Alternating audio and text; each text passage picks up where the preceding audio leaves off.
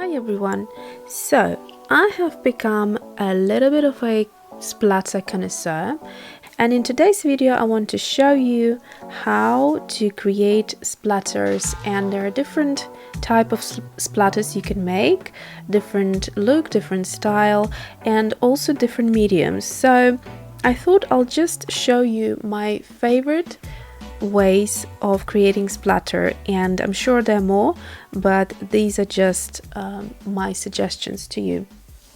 Okay, so first of all, if you are a watercolorist, there is a way of creating watercolor splatters. So you'll need a nice fat brush for that. The fatter the better, so the more water it holds, the better the splatters will be.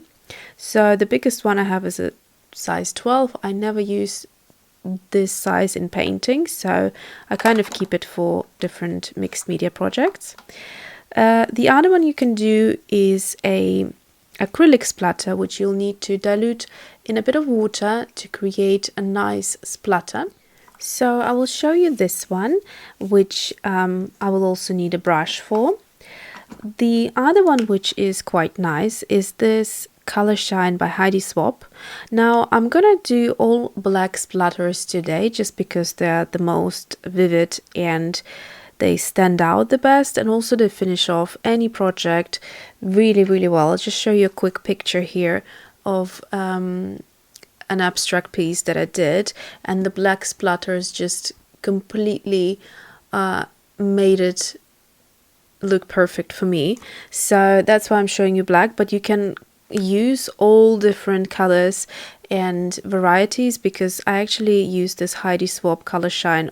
I have a big collection of her colors, the mini bottles particularly. Now these have a little bit of kind of shiny mica pigments in there, and so this particular one, although it's black, it will have that little bit of sheen or shimmer to it, and this is called black. This one I have discovered through watching Vilna Furstenberg's videos, so this is something she used quite a lot, and before her I didn't even know that Liquitex did acrylic ink, and what on earth is acrylic ink I still don't know. So it's like a mixture between paint and ink, so it's super intense, and this is carbon black, and it does create just the quickest, most intense, most beautiful, big, large splatters, and you don't need anything to use with it, any tools, because it comes with a pipette. This one I'll show you how I use it. You can use the spray bottle, but that's as a spray. For splatters you can actually unscrew it and use it that way.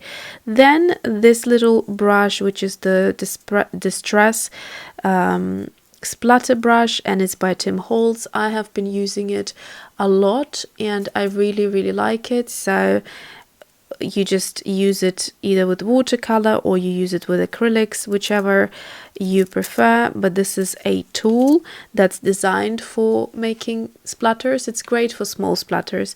And then here's the final, more of an unconventional way of doing splatters, is this stencil by Holtz, and it's called Speckles Layering Stencil. So if you look at it,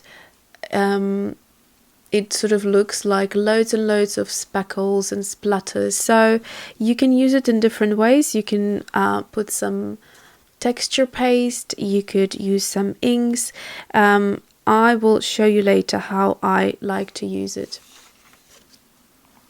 Before I start, I'm going to put my Ranger's Craft mat down to protect all of my white table, because the splatters are naturally messy, think, and the more relaxed you are about it, the better the splatter will be. So I definitely need a mat, and I would recommend you do the same, because something like this is super staining and it doesn't really come off that easily. So if you stain something with it, it's likely to not come off, so be warned. So I'm going to go with this Classics set by Prima. They're really fun, these watercolors. And what I'm going to do is I'm going to be very generous with the water, and I'm going to spray it a few times and let the water, as you can see here, settle and sit a little bit in here so that the pigment will start to dissolve. And then the more water there is, the more splattery it will be. So I'm going to load the tip of my brush, and because it's a completely dry brush, I might as well spray the actual brush. There you go. So you can see when there is loads of this kind of nice wetness coming off it, then that's exactly what I want. So I'm just going to really make sure there's loads and loads of it, and let the brush suck up all the moisture like that. And now I'm going to hold my brush and tap on it. So if it doesn't happen, then it means there is not enough moisture. So what I'm going to do now is I'm going to put a lot of water into here like that, and then I'm going to basically mix the black into here. It seems that all the water leaked out of it, and that's probably why I'm not getting much. So once it's nice and black like that, then there we go. Lovely splatters, very organic looking, very natural, and the more, like I said, the more relaxed you are about it, the better it will be. So you get a variety of smaller, bigger splatters, and that's kind of what you would get. Right, so now I have moved on to the next one. So now I have cleaned my brush and emptied this little dish here, so I can use it for the other splatters. But meanwhile, let me show you something that is really easy, and you don't need to use any brushes with it, no tools, nothing, so zero cleaning up that will need to be done. So before you start using the color shine, you always need to give the bottle a bit of a shake if you want these shimmers to be in the liquid.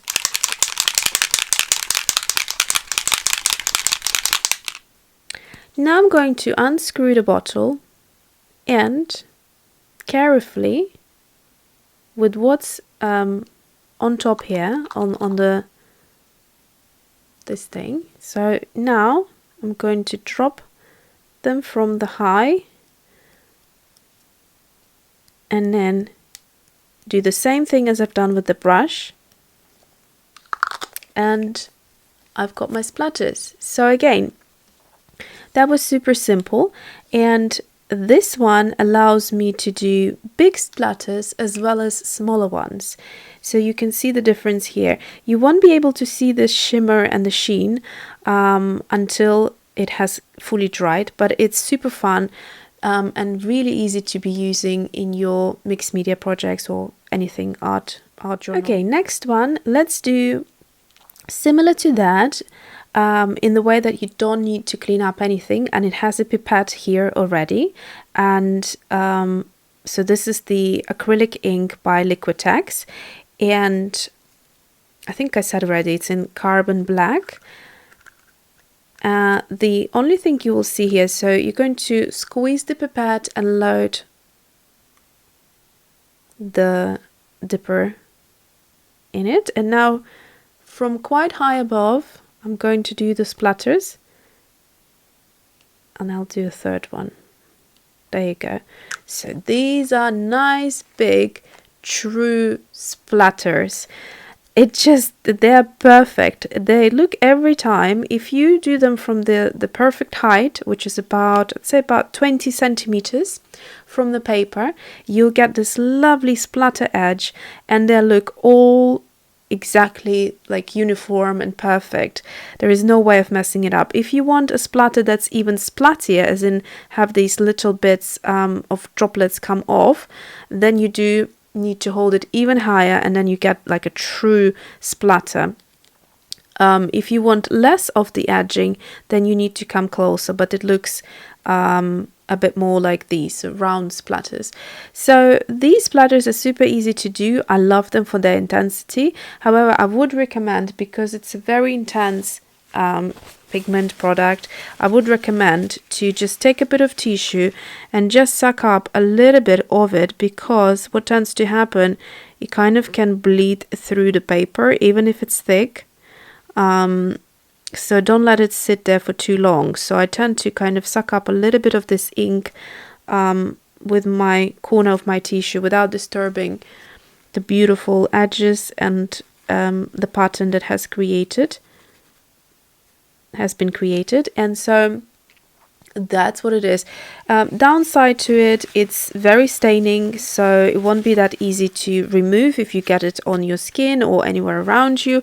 And also you can't have a variety, so you can't really make small splatters. This is the size that you would sort of get. You could get bigger by squeezing the pipette more, but you can't go any smaller than that. So if you like nice large splatters like this, then I would recommend to do it.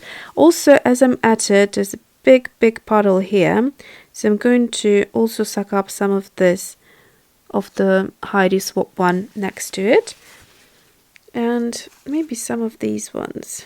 So sometimes you need to do it, but be very careful as you do it, because you can sometimes disturb the perfect shape of the splatter.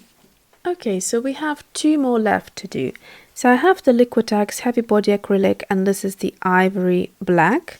So I'm going to squeeze a little bit. You only need a little bit of this paint, because we are going to, well, actually I'm going to use it with both. I'm going to show you how to use it with the stencil and with the splatter brush. So I'll probably start with the stencil, because I will only need a little bit. So I'm going to start by sticking a little bit of washi onto my stencil.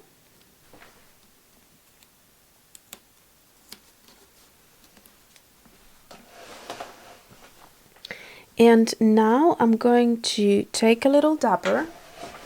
Okay, so there are a number of ways you could do this. You could take a wet wipe and put it around your finger and kind of smudge it, but then I find that the wet wipe has a little bit too much water on there, and so usually the paint goes underneath. Now, my favorite way is using these cosmetic wedges, and you can get them relatively cheap in a pack of loads of them in like even supermarket. I think I got this one in Tesco. So it's nice and dry, there is no extra liquid in there, and all you're going to do is just kind of dab a little bit of this paint, and then make sure, so I'm going to do it here, make sure you kind of really make the sponge take most of this pigment in, so you can see. And now I'm going to go ahead and just dab, rather than smearing it, I'm just dabbing on top. And if I feel or see that it's becoming a little bit too dry and I'm not getting enough pigment, I'm going to go back into the pigment, or the paint rather. Make sure you don't have too much, and then really work it in until you start hearing that kind of sticky sound. That means that it won't be smearing, but it will be depositing the paint really nicely. So that should be enough. You can really push harder if you see those little speckles to get the paint into them. But do it quite slowly. Like that. So take your time. Okay, so that is it. You can see there's nothing sitting on top of it. It's nicely inside there. It's a lovely way of working with acrylics. And now we're going to lift it. And look at that, you have perfect speckles. Obviously here, where it's a little bit softer, is where I didn't finish it. So you can select an area that you want to do and kind of go about it like that. Okay, so the final thing is I'm going to now add water into that same acrylics that we had, and I'm going to mix it up with the brush until it's all nice and watery. And I can see if it's not enough water, then I would need to add more water, but it's obviously going to be thicker than watercolor, so that's to be expected. Just make sure that it's also kind of drippable, because that's how you get a splatter. I'm just going to roll my brush in this, and I'm going to do splatters like that, but with acrylics, so you can see whether there is any difference. Okay, so this is the same brush but acrylics and watercolor. And the final thing that I'm going to do is this splatter. So I'm going to go ahead into this daisy dish and load the brush on both sides, and now I'm going to release it. Now this is the messiest, so this is going to go, it's hard to be precise with this one, so it's going to go on a spread quite big, and then you can do this as well. So basically they're all going to be quite small and tiny, and it's going to go everywhere, so I'm going to quickly clean up.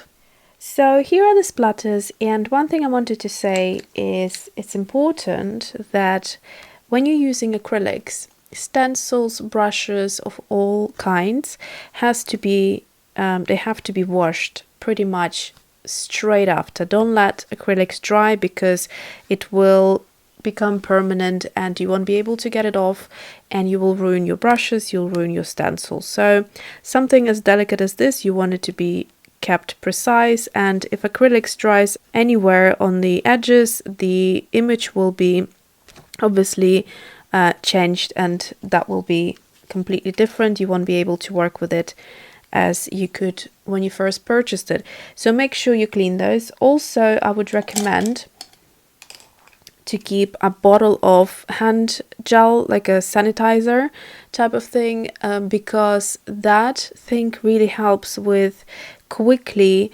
rubbing off any type of acrylics or inks. If you got it onto a surface, do it immediately. Just squeeze out a little bit of it and then rub it with a bit of tissue paper. That tends to take it off, but only if you do it immediately. So that's something good to have also on your hands. That will help you.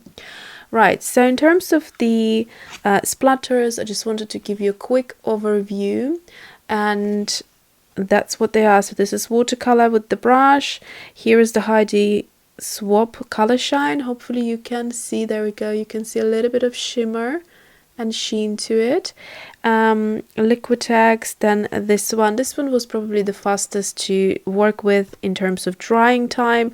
It dried pretty much immediately because the coating was super thin. Then these tiny little splatters, that's what you can achieve with that splatter brush. There's nothing else that you could do as fine as that. So you have a nice variety here of going from the finest to the largest, depending on what your style is or that particular project is that you're working on. Comparing the same technique with the brush, watercolor versus acrylics, you can see that the acrylics is a little bit more crisper than the watercolor, which has spread a little bit because it had more water in there. So that is it for today. So I hope you found it useful, and let me know which splatter you prefer the best. And thanks for watching. See you soon.